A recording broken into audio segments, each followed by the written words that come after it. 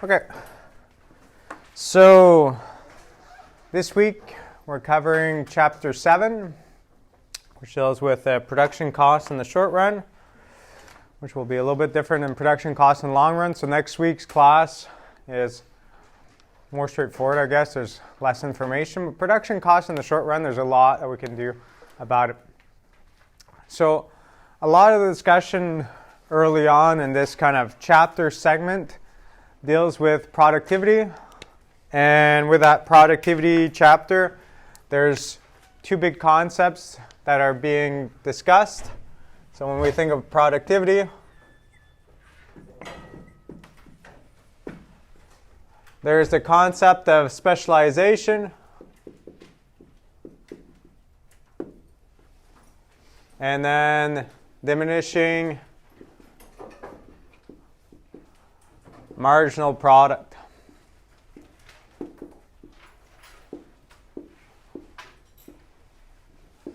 This marginal product could be of labor, but it doesn't have to be. Okay.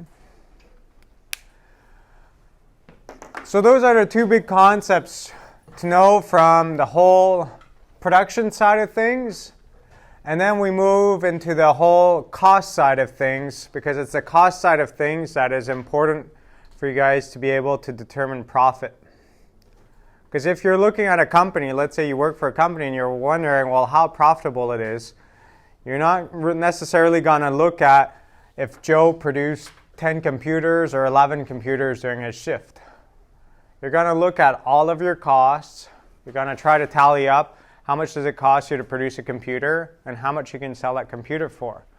So you're going to be looking at how much money you're spending and how much money you're receiving, but you're not necessarily going to look at production in fine detail. If you're going to start wondering, well, why is this production costing so much, you might start looking in, but otherwise you're going to be more focused on the cost side of things. But to understand why the marginal costs have a certain shape and the marginal product of labor and marginal costs are linked to one another, well, we have to understand these two concepts. Okay. Anyone care to share what specialization refers to? Because it's different than the specialization that we talk about when we were introducing this class, and we had opportunity costs, and we had the rancher and the farmer, and we had this trading example. We said, well, we will specialize in trade. As I was writing it on the board now, I was thinking, well, that's could be confusing to some because it's the same kind of word that might be repeating there. But what do we refer to here? Why is it? Okay, so let's just see what happens in this context. So if I think about marginal product of labor, I don't need you guys to know all these graphs by heart, so don't worry about it if you don't want to refer to the graph too much, but I'll just kind of highlight it to kind of show what I'm talking about. So here I have my quantity of labor in this case, and I'll have a graph that kind of looks something like this. And if I think about it, well, my first worker maybe produced 8 computers, and then the second worker produced 16 computers, and then the third worker less and less and less and less. Well, in these examples here, never think about it in the sense that it's just because you hired someone that was not a good worker at first, and then your second worker was always the better worker. That's not how it works. So to keep these examples simple, just imagine that you're hiring a bunch of clones. Like everyone's completely identical. We haven't talked about like better education or anything else. All of these workers that I'm looking at are exactly the same. It's just the sequence in which they were hired. Okay. So the whole idea here about why the second worker adds more productivity than the first one is due to specialization. So this upward peak here is linked to this specialization concept. And why is it linked to this specialization concept? Well, think about any job that you might do that is just so much easier to do when you're two of you. or 3 of you or 4 of you, because everyone could have kind of like their task. Like the classic example I refer to is if you go into a Subway or a Quiznos or anything else, and you go and there's only one person there. Well, the person's always kind of putting their gloves off, taking their gloves off, and just kind of wasting a lot of time doing this, because every time that they have to start to go touch food, they'll have to put plastic gloves on. As soon as they touch money and whatever, they'll have to take them off, and then they'll have to put a new set on, or something else is going to happen. There's a lot of this off and on, a lot of wasted time.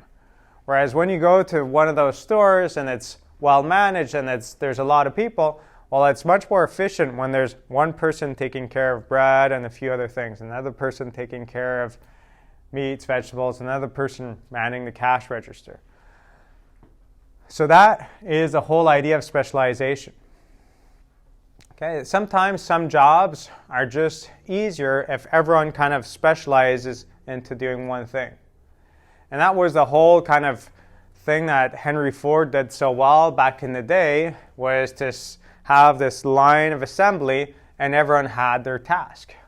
And that just made it, that was quicker to train people, but also you were able to produce more cars, more of any other product afterwards through this form of specialization. So here when we refer to specialization, it's this idea that as people kind of find their own little things to do, you can have more production that happens. And then at the end over here, we have diminishing marginal product of labor. Okay. Diminishing marginal product of labor is as you add more and more workers, it doesn't always increase productivity all that much. So this morning, like it's just an example of my day-to-day life, but this morning I was putting I don't know, la tôle in English. It's like just like the roofing on my house, and with some helpers, and we're doing this, and we're 3 of us. And if that person would have been by themselves to carry around these like 22 feet long sheets of steel to put on the roof, it'd be very inefficient. But as soon as we're at least 2, the efficiency goes up. And then I was kind of like just a third helper. I didn't expect to be as good as these people that do it for a living. But then if I were to add my girlfriend as well to the mix, the extra production that she could actually contribute was lesser. And it's not just a question of like, well, these guys have skills and we have less. It's more a question that like most of the tasks that had to be done are done. So if we go back to the Subway example, if you have someone doing like bread, someone doing meat, someone doing vegetables, someone doing the cash register, well then if you hire more and more people and those stations are occupied, well then it's much harder to add productivity. It's much harder to add productivity because that person might just be going and preparing, cutting some new tomatoes. And then once that person's set, there might be someone sweeping or doing something else, but you're wasting, this person's not as efficient because there's not a lot going on. There's not a lot available. And this idea of diminishing marginal product of labor is linked to it's due to a fixed level of capital.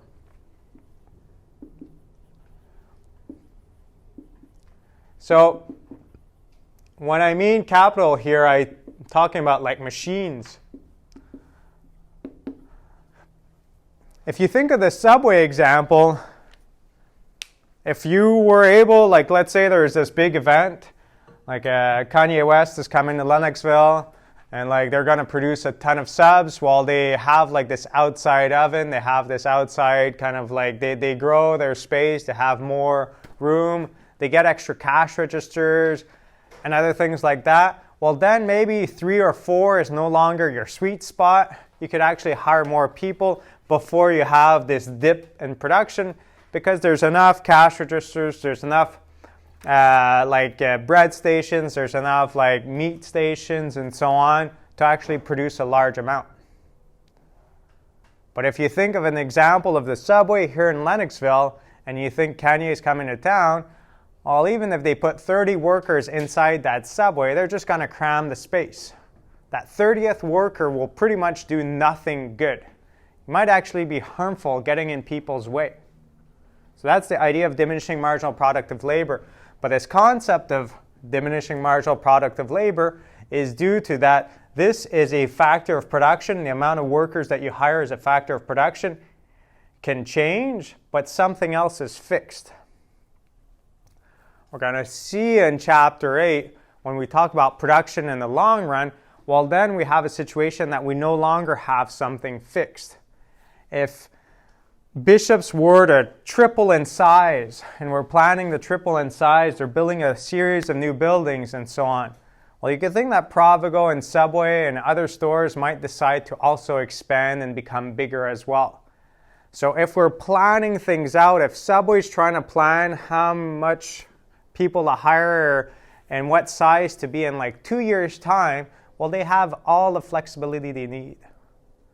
They can make their store bigger, they can get more ovens, they could get more space, get more workers.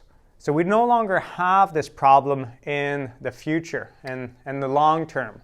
It's not that we won't have this problem in 2 years' time. It's when we foresee this and when we're planning, we don't have this issue that we have something that's fixed. We'll see when we talk about Chapter 8, I'll highlight the idea that in the long run, everything's variable. And when we think far enough down the road, everything is variable.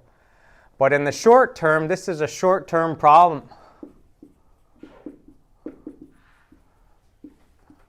It's a short-term problem because if this weekend someone's famous is coming to Lennoxville, well, even if Subway and other stores would want to expand, like the likelihood that they'll find all the infrastructure that rapidly and get all the workers trained and everything else, but if I just think of the equipment, it's going to be hard for them to do so.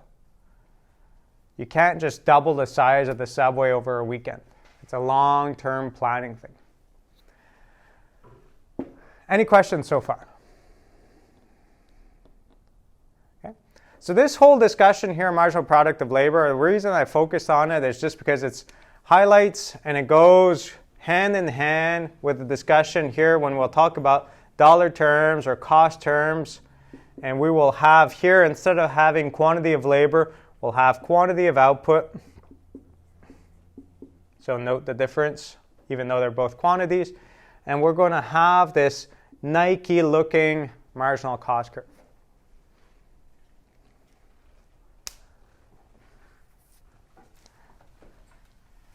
If you understood the concept of specialization and diminishing marginal product of labor, it happens here too.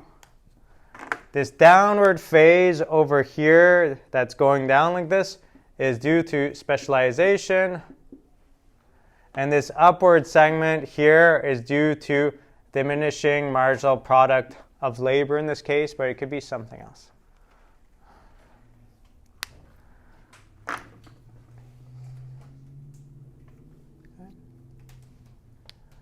So for me in my steel roof example today, the reason why my girlfriend may not have been the most productive, even if she had the same skill set as everyone else there, was based on the fact that there's just so many tools going around.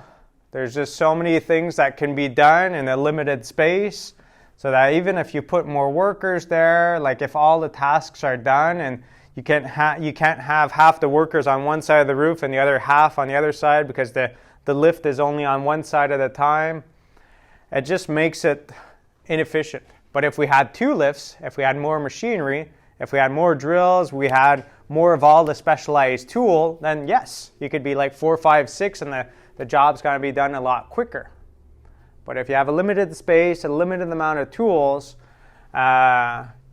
you're going to have this situation like this. So if I were hiring people out at like $80, $100 an hour, well, the first few hirees would make sense to hire because they're able to add a lot of steel roofing and square footage for a cheap cost, relatively speaking.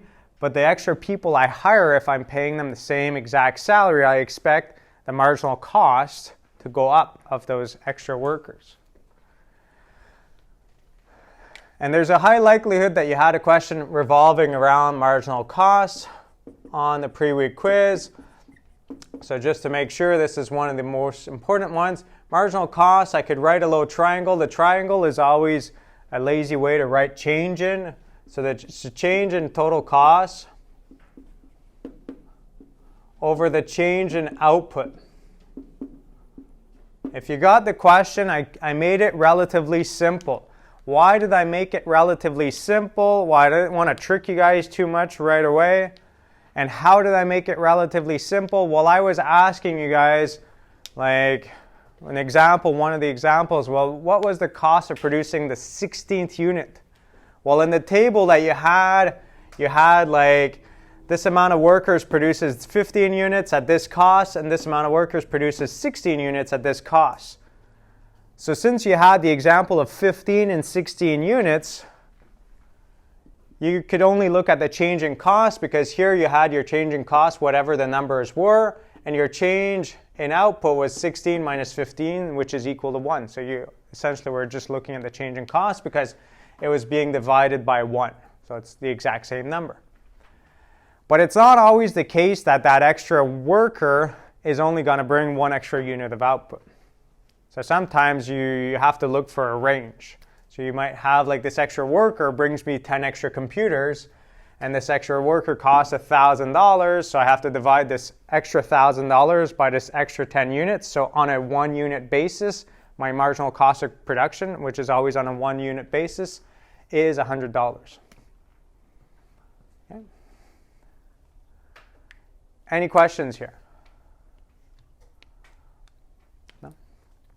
Okay, so a lot of this is kind of like explanations and review, I guess, of what's been done so far. There's also, or what you should have seen in the video, so I don't want to repeat myself too much. The other concepts that you really want to make sure to be able to calculate naturally are average total cost, average variable cost. Average fixed cost is also important, but the average variable cost and average total cost are very important. And when you think about it, if you think about what could average total cost represent, if you think about it for a minute, or as quick as you can figure it out, the way you visualize it will probably be the calculation. If I think of average total cost, well, it's a total cost, but it's on average. The big mistake that people do here when they do this, they do the total cost, and they know they have to divide it by something, because it's an average, it's divided by something. And here they'll write quantity, but instead of using output, they're going to use labor. A hint, as soon as you switch to the cost side of things, this was like production curves, as soon as you use cost curves, you're always looking at in an output framework. So change in marginal cost was change in output, so here quantity of output. Average total cost is total cost divided by quantity of output. Same thing for average variable cost divided by quantity of output. The big mistake that people make, because I'm not out there to get you, but sometimes the table that you'll have will have the amount of workers you hire, and they'll divide it by the quantity of labor. Don't do that. It's wrong. And to kind of illustrate why it's wrong, well, it would be quite a boring thing to calculate average variable cost if it was divided by the quantity of workers, because if you have like a bunch of clones ahead of you and you were to divide this by a quantity of workers, it would always give you the same amount. If I hire one of you at $20 an hour, well, it's 20 divided by 1. If I hire 2 of you at $20 an hour, I pay $40 divided by 2, still 20. Hire 3 of you, 60 divided by 3, still 20. It's a very boring thing to look at. It wouldn't make any sense to put all that effort to always getting the same result. So if ever you have to fill a table, and it happens, I'm not saying that it never happens, so you might have a table that has like the different costs and everything else, and then you might have to fill out average total cost, average variable cost, or things like that. Make sure that if you only have to calculate one, I understand that you can make a mistake. Everyone does at some point. But if you have a whole table to figure out and you're calculating average variable cost and you always get the same number, that should be that light bulb moment that says there's something wrong. So make sure you remember that. And when we calculate average fixed cost, it's fixed cost divided by output. Since fixed costs are fixed, the more you have output, the less it should be. So in that light bulb moment in the table is that average fixed cost should always be decreasing as you have more output. Okay. Any questions here? No? All right, good.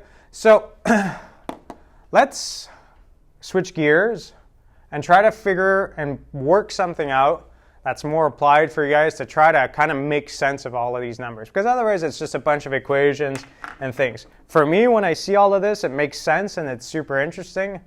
But I just know it really well and I could see all the applications that it relates to. But you might not. So let's try to figure something out here. So I'm going to start over here. I'll leave this for now. What I want you guys to think, I'll be pooling the classroom. Let's say we were to start a business tomorrow. Like I often talk about the coffee shop example. I've used it many times in the past, but it could be something else. Let's just start a business together. And let's just talk about the different costs involved with that business. And then we'll separate those costs depending on the different categories. And we'll kind of see what all of this means. Yeah. So what kind of business you guys want to start? Does anyone here have like an entrepreneurship spirit that you like once you graduate, there's maybe something you might want to start? Maybe, maybe not, or you're too shy to share? Anyone want to share? Otherwise, we'll just do classic coffee shop, I guess.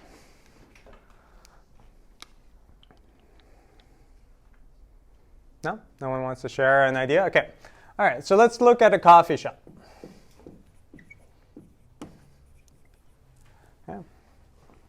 So just name, like, it doesn't have to follow any sequence whatsoever, but let's imagine that we start a coffee shop. For now, we're just going to brainstorm and we're going to write a bunch of the different costs involved in starting a coffee shop on the board. Then we're going to categorize it and we're going to talk about, like, if you were to start this business, what should you be thinking about? Anyone? Yeah.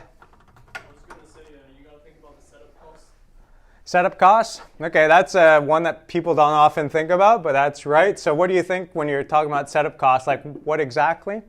Well, let's say how much is it going to cost to rent out, let's say, the building that you're going to be doing your coffee shop in? The setup costs, I wouldn't put rent in there. Rent will be an extra one as well, but there's other things in the kind of setup. Coffee machine? Okay, so yeah, buying the coffee machine, yeah. What else? Tables, yeah. Coffee beans, you can kind of include it there, but I'd kind of put it in a different category. I'll write it down for sure. It's definitely a cost for the business. Well, you'll understand why I separate it. Anyone else, or you can keep going afterwards? Yeah. All the equipment you actually need to clean the coffee machine? Yeah, so all the equipment. So equipment, we'll just write it that way. Sometimes you might have to renovate the building that you're renting. Yeah.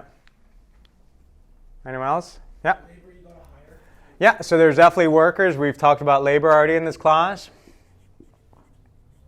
Okay. Anything else? There's a lot more, so you should be able to figure out. Yeah. Advertising is one for sure. These days we might rely on social media more, but you still might be paying for ads there. You might be doing something else. Anyone else? Well, obviously the cups. Yeah, for takeaway cups, or like even in your setup, I'd include this in equipment. But yeah, you could have your coffee beans / cups / milk / whatever else you're selling kind of product. Yeah. Yeah. No? Accounting? Yeah, so like doing your accounting statements. You might be taking out a loan. When you take out a loan, you might have to go through a notary. If it's got any kind of like, if you're putting something to get the loan, maybe putting your house on that loan or something else to get a better rate. So there might be that as well. There might be accounting, bank fees, whatever else there might be. Anything else?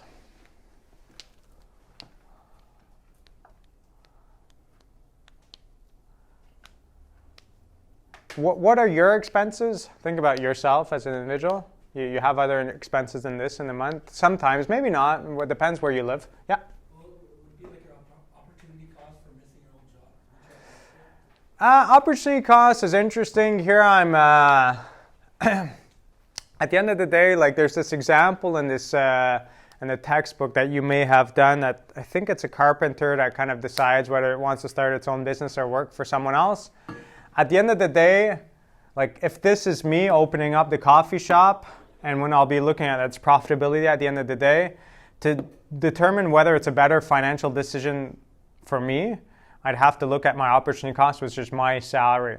So I'll evaluate whether this is a good option or not. If I'm going to start all of this business and work as much or more hours than I do working for Bishops, and I only make $30,000 a year, well then I'm in the negative because I earn more than that here.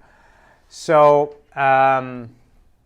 you have to consider it at some point to make your decision, but it's not one of your costs. It's not something that leads to money coming out.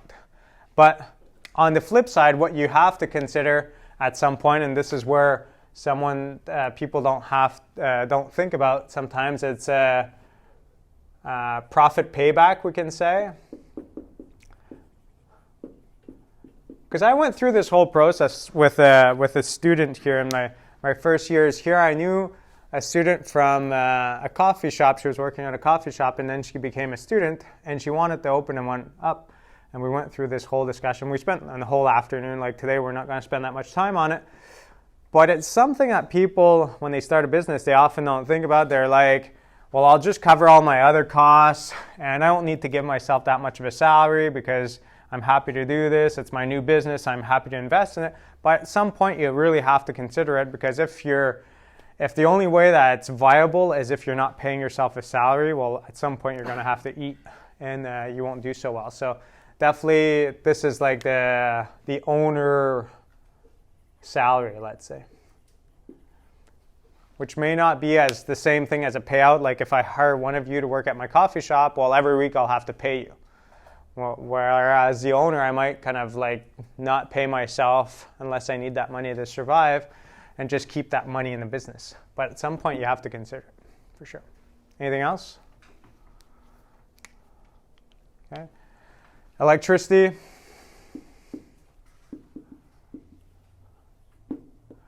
You might have taxes to pay. You might have internet, utilities.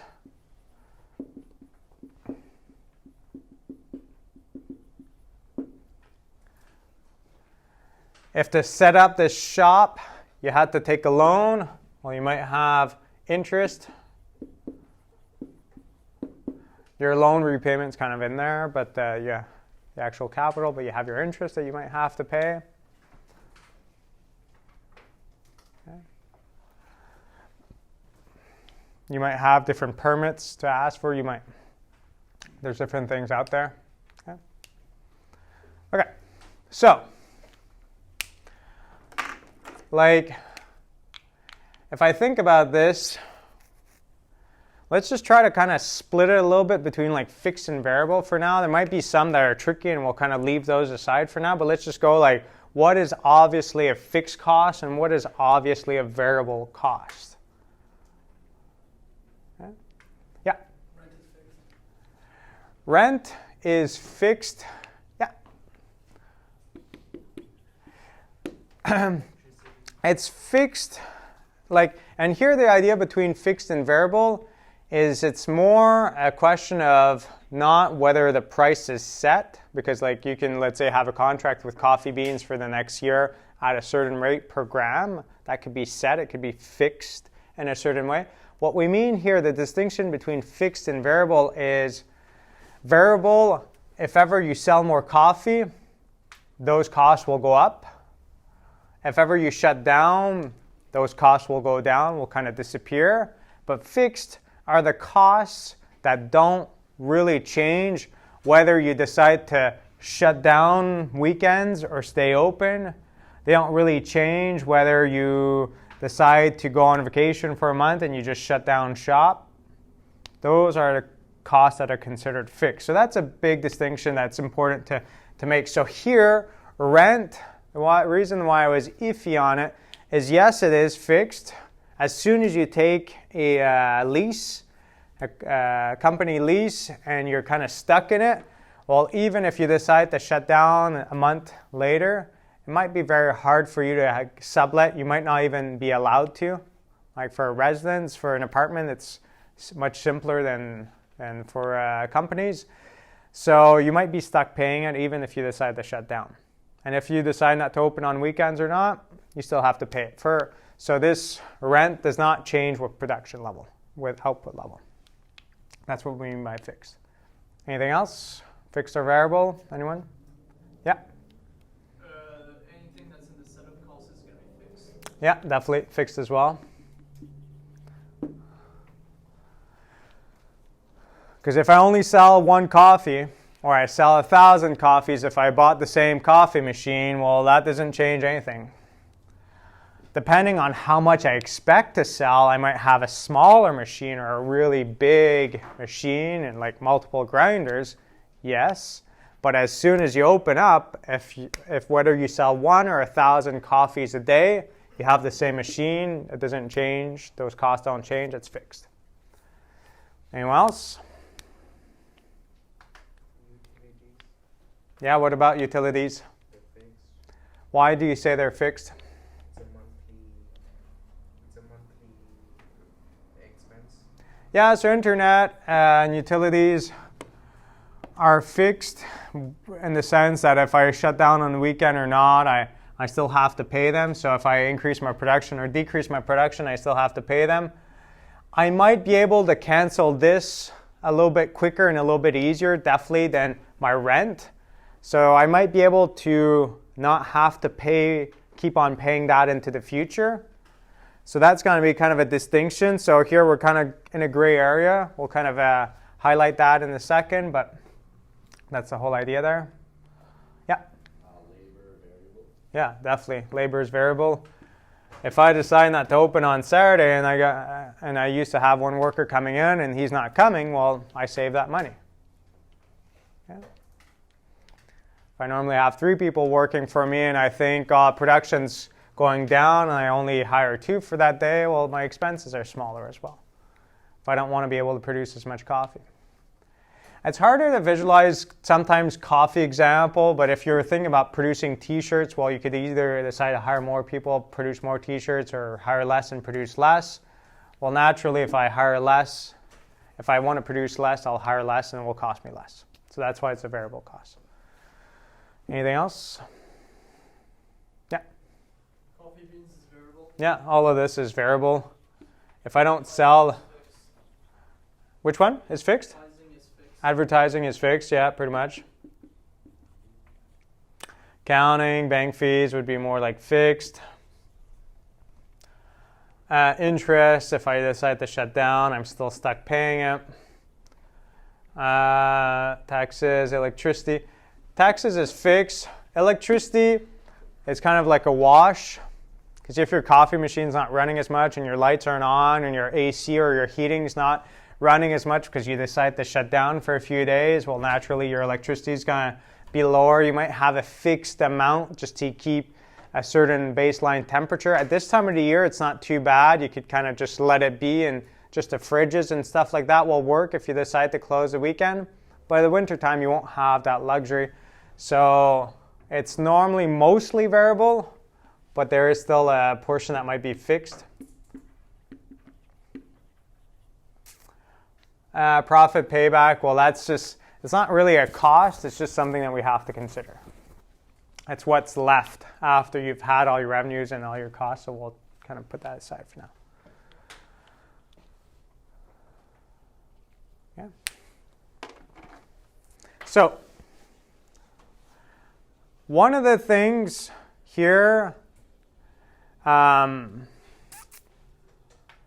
consider and to mention, because we talked about fixed a little bit during this discussion, one of the big concepts I want to cover here is the concept of sunk cost. Sunk cost it's an interesting concept. Like a class I didn't offer this semester because we weren't able to in the end, but I like to offer, and if ever you have a chance to do it in the future, you probably enjoy it. It's behavioral economics. In behavioral economics, we talk about this concept of sunk cost fallacy. And I'll get to that in a sec. But right now, the idea of sunk cost. So if I try to translate it into French to kind of make sense of it, sunk is like something that's like sunk, like you have a boat and it's filling up with water and it sinks down. While it's sunk, it's gone, it's disappeared.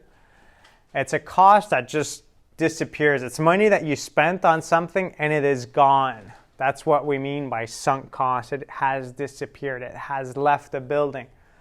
It is a cost that if I decide to shut down, I will not be able to get that money back. It is gone. Okay? And this sunk cost relates to fixed costs naturally.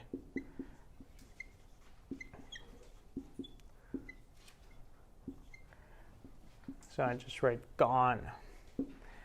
Yeah. If you think about it, it's something that you've paid out to operate, but that money's gone. It's left the building.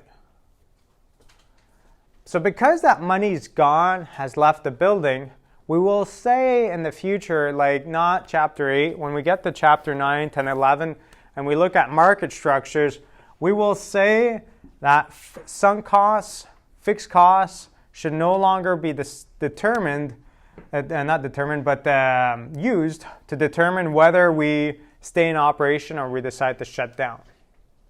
Because if we've paid money on something and we're not able to get it back by closing down, we shouldn't consider that money. It's too bad. Like if I open up a yoga studio or a coffee shop and I realize, oh shit, I'm going to lose some money doing this business, that's a sad situation. Or I won't make as much, like I was expecting to make 100,000 and I'm only making 10,000. That sucks as well. But the decision to stay in operation or not, what we're going to talk about, is based on if I decide to shut down now versus stay in operation a little bit longer, what is more beneficial for me? What is more profitable? And what we're going to talk about at that stage is whether you can at least cover your variable cost. Okay? We'll kind of get to that here. Let's just kind of talk about it. So let's say I'm deciding like whether to shut down this coffee shop or not. And I think, well, should I open up tomorrow or should I just put the key in the door and it's done? Well, tomorrow, if I know that tomorrow I could open up shop and I'll have like 2 workers working there for the day, I'll pay them like, I don't know, $250 for the day. And then there's going to be a certain amount of coffee sold, so there's extra costs there. There's extra electricity being used. Total cost for operating the day is like $350. But if during that same day I bring in like $500 of revenue, well, even though I might be losing money at the end of the day because I still haven't covered fully my rent, I still haven't covered other fixed expenses that are gone, have left the building, because I committed to those things ahead of time, it's still better off to open that day than to shut down, because $500 coming in and $350 leaving still gives me a bit more money in my pockets to pay my rent and to pay other things. Okay? So sunk costs are a sad thing when they're gone, when that money's gone, but you shouldn't think about it too much once you're already open, because those costs are gone. But when you're planning things out, when I try to plan things out on a business side, I try to determine different levels of sales that I need to kind of be profitable on different sorts. A little experiment I like to do, and you guys could see it differently, like I'm not trying to teach you guys an entrepreneurship class here or like a purely like start your own business framework. I'm just trying to get you guys switched on a few different things. If I try to evaluate, I'm going to start a coffee shop I might be interested in knowing how many coffees I need to sell in a day for it to be worthwhile. Okay? But there's different metrics that you could ask yourself. The first one you could ask yourself is, how many coffees, if I'm just selling coffee, do I need to sell to cover variable costs?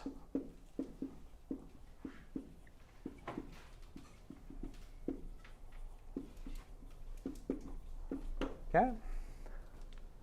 So in that example, imagine that like coffee beans are close to zero and everything else, and that you assume that you hire and you have like 2 people working. Your costs are going to be like $350 in the day. And then even if you consider the coffee beans, let's say you sell the coffee for like $4 and it costs you 50 cents of coffee beans and milk and whatever, you're still making $3.50 per cup. Well, in that situation, if your costs are $350 and on each cup sold, you're making like a gross profit of $350, well, then you have a situation that you know you have to sell 100 cups minimum for it to be worthwhile for you to open up 1 extra day. That's like the minimum threshold that you have. This is just to cover your variable costs. So this decision is to determine, should I stay in business?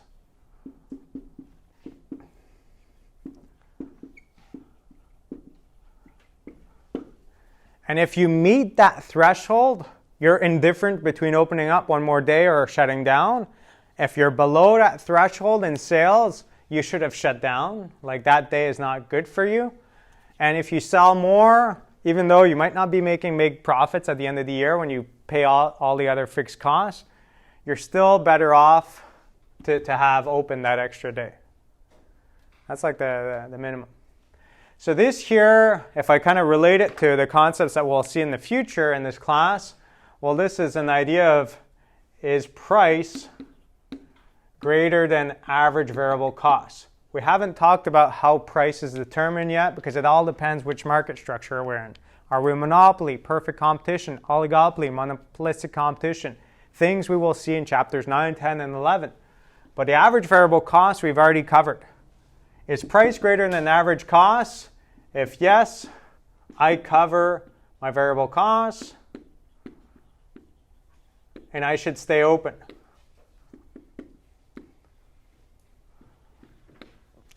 And I'll bring this subject over and over and over again in the future. But when I say I should stay open, it's like I should stay open for like an extra day or like an extra week. What I mean here is I should stay open as long as I don't have to commit to more fixed costs. Like let's say my lease renewment, wow, that's a good word. My lease agreement gets renewed in January. And I have to determine soon whether I want to renew it. Well, I won't just be interested in knowing whether I only cover my variable cost, because that's not profitable for me. Like if I'm making every day that I operate, I sell $400 worth of coffee and it costs me $350, I'm making $50, and my rent is like $5,000 a month, like it's not $50 a day that's going to cover my rent. There's no way. So you have to consider that. But if you're asking yourself, should I stay open 1 more day? Yes. Makes sense. Any questions so far? So then you could ask yourself, what quantity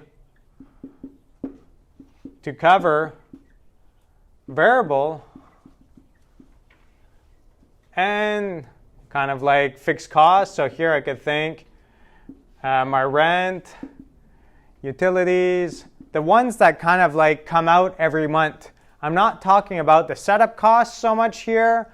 I like to think about more my rent, the things that happen a lot, advertising if I'm doing it on a monthly basis, interest, I could include it, but sometimes I don't try to include it yet. But I could just think of like rent, internet, and other things like that. So the things that are costing me, like money is continuously coming out of my bank account, what quantity do I need to cover that?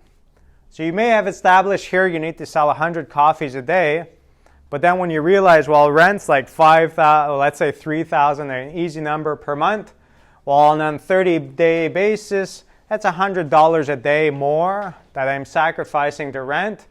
And if I need to sell an extra 30 coffee cups just to cover that rent and an extra 10 coffee cups to cover internet and utilities, well, then it's no longer 100 coffee cups a day I need to sell to cover my variable costs, but I only need 140. And then you could ask yourself, all of these plus like setup costs and interest, because unless you come from wealth, those cost you money, you have a loan on it, you have to pay it back. So it's not good enough that you're paying your workers and you're able to cover your variable costs. It's not good enough that you're able to pay your rent and your utilities. You also have to pay back that coffee machine you bought. You have to pay back those tables. You have to pay back the interest that's accumulating on those things. So now how many coffees you need to sell? Well, it all depends how long you amortize this for. Not amortize, but like you borrow this amount of money for and what interest rate you're at. But there's extra costs. So here you might be now at 200 coffee cups a day. And when you look at all of these steps, you're still not paying yourself a salary. So then you could ask yourself, well, all of these plus pay myself a salary. And that salary could be linked to your opportunity costs, at least. If you're giving up a job that pays you $100,000 a year to start up your own business and you're working as much and you hope this business works for you, well, you want to at least pay yourself that kind of salary. Well, if you're paying yourself, let's say, I don't know, like $35,000 a year or $36,000 a year, that's an extra like $100 a day. Like if we think of 365 days, $100 is like $36,000. So now you have like another 30-ish coffees to sell per day to be able to pay yourself that salary.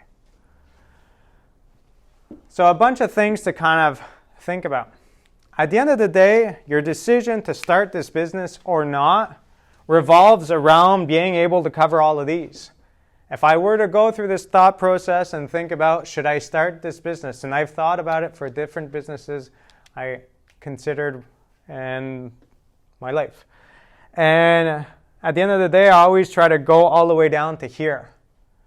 Because this might be okay for a little while as I'm building up. Like if I think I'm building up clientele, I don't expect to be here right away, fine. But what do I have to sell to be here? And if it's like a really big number for the area that I'm in, because there's just not that many people interested in the service, well, then it might not be worthwhile.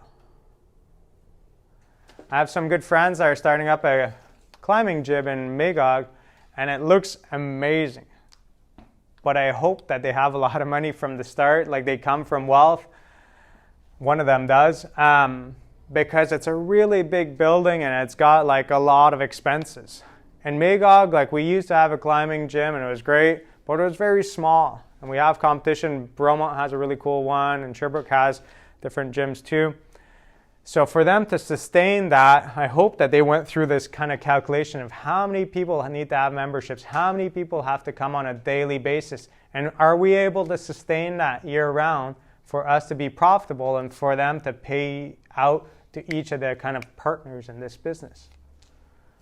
Might be a passion. They've been dreaming about it. One of my friends at Sinet's been dreaming about starting a gym back up in Magog for the longest time.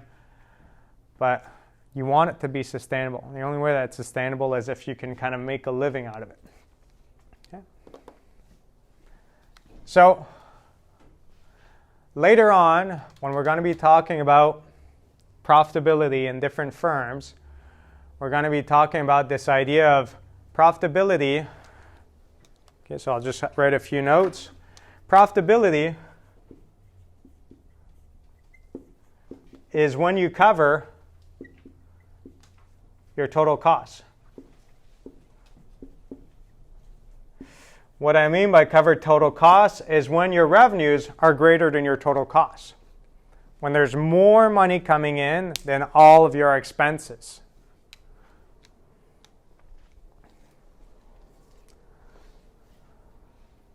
But to stay in operation one more day is when you cover your variable cost. So there'll be that distinction between the two. We'll talk about a firm that is operating with economic profit if they cover their total costs, which includes their opportunity cost or time in there. But we'll say that that business should stay in operation a little longer if it covers its variable costs. Okay.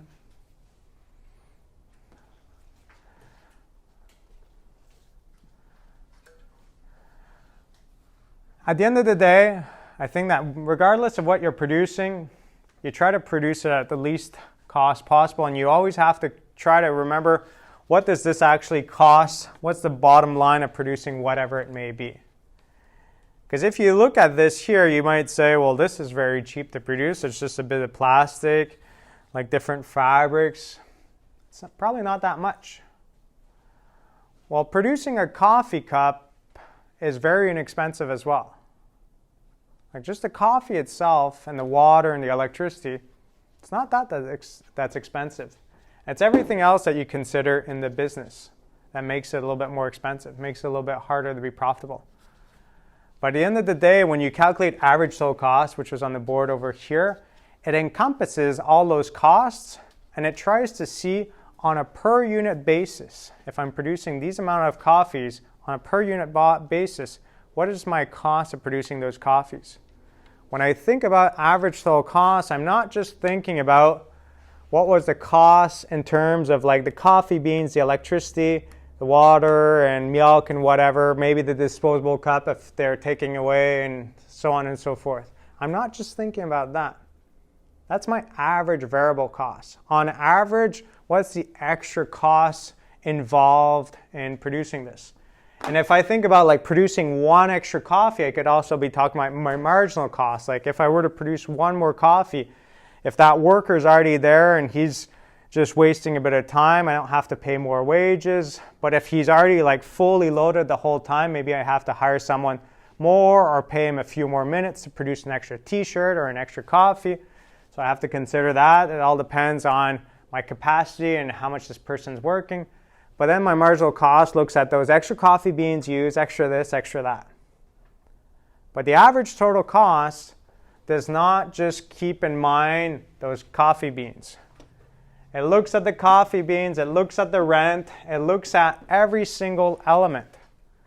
Let's say my monthly costs are $5,000 and I sell 5,000 coffees. Well, even though the coffee beans and everything else is just a small amount of my costs, that would mean that every coffee costs me $1 to produce. Even though the coffee beans, the water, the milk is probably just like 10 cents. Okay? So it's just something to keep in mind. Like you think about Tim Hortons, you're like, they're running on money. Yes, because it's so cheap to produce a damn coffee, but they have to pay their franchise, they have to pay a bunch of other fees. If it was just that easy to make money, like everyone would be starting up a Tim Hortons. It might be something that you might want to do in the future, but there's no like get rich schemes that like you instantly become a millionaire by starting this business. Okay, there's definitely costs that we don't consider. So any questions along these lines for this chapter? Okay. I'm still not sure what the format of the final will be. It's really complicated with COVID and everything else this year. If ever on the final exam there is the possibility of doing a graph, we don't sure if Moodle will allow it or not. But just one thing to note. When you draw your different cost curves, I'll just kind of leave it to that, quantity of output. Always label your axes, but then your marginal costs, you have your average variable costs, and your average total cost. These are the three cost curves we'll focus to on the most, drawing them. Average fixed costs won't be there.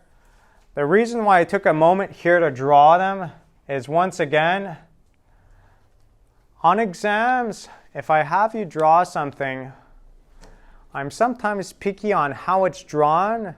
And the reason why I'm picky on how it's drawn is that if you understand the concepts well, you should understand that you have to draw it in a certain way for it to be applicable.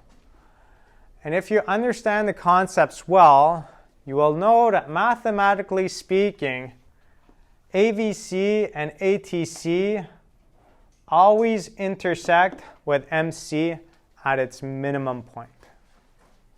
It will always be the case. So on exams, when I see someone draw it like this is wrong because the minimum point of this curve is here and the minimum point of this curve is there. It's not where it intersects compared to my drawing over here. So it's not just because I'm picky. I know I'm not the best. I don't have the best handwriting. I know I don't have the best drawing skills. But when I do, I'm super picky on certain details that matter. Same thing as when I was talking about indifference curves. If you have them kind of go upward sloping at some point, it's impossible. It does not exist that way. So it's just something I wanted to mention. If ever you had to draw it, I'm picky on that just because it makes me see that you understood the concept well or not. Any other questions? You guys have been silent all the way through except for this part here. No? All right, well, have a good weekend, guys, and I will see you next week.